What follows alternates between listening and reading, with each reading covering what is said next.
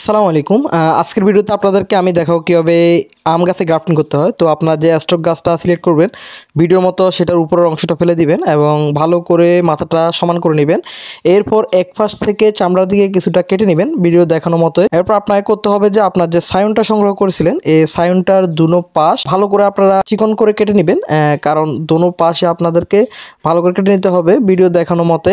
এর জন্য আপনারা ধারালো ব্লেড বা কোনো কাটার ব্যবহার করতে পারেন, যাতে দুনো পাশ খুব সহজেই সিলেক্ট করা যায়।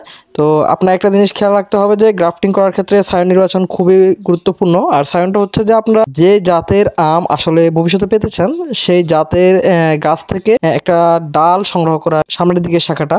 তো এখন ভিডিও দেখানোর মতো আপনারা এই যে ফাঁকে সায়নটা বসিয়ে দিবেন। এরপর আপনাদের এর পরবর্তী কাজ হচ্ছে ভালো করে এটা র্যাপিং করা। তো ফলে দিয়ে ভালো করে সায়নের যে অংশটা আসলে জোড়া লাগানো হয়েছে, এটা ভালো করে টেনে টাইট করে আসলে লাগিয়ে দিবেন যাতে ফাঁকা না থাকে, এবং যে সায়নটা আছে সেটাও ভালো করে মড়িয়ে লাগিয়ে দিবেন। এখান থেকে যদি আপনার সায়নটা বা গ্রাফটিংটা সফল হয়, তাহলে 19 থেকে 20 দিনের মধ্যেই এই সায়নের থেকে শাখা বের হবে।